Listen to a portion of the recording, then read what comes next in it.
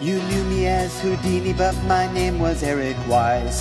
Handcuffs and publicity were my only vice. I was the world's first superstar, created my own name.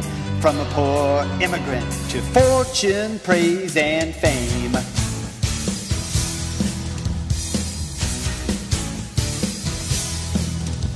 I started doing magic tricks, became the king of cards. Then handcuffs made me famous, I escaped from Scotland Yard. I measured only 5'2", but I stood 10 feet tall. And when it came to challengers, I took on them all.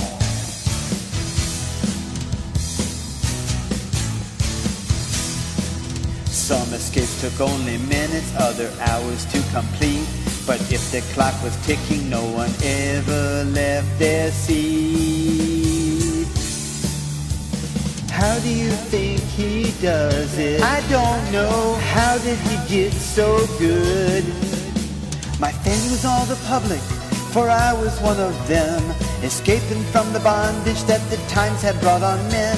They held their breath when I did, some hope for my demise. But when I emerged triumphant, they were always cheerful cries.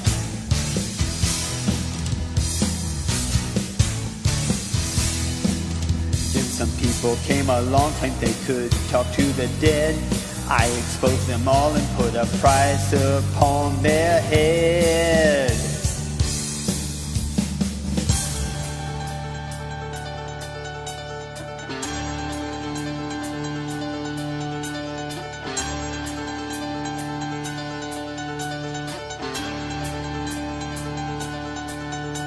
They say a man dies twice, first his body, then his name. But my spirit still endures through the stories of my fame.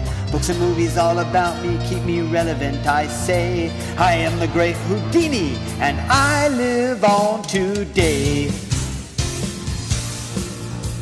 Harry Houdini, October the 29th, 1914, Blackbird, New York.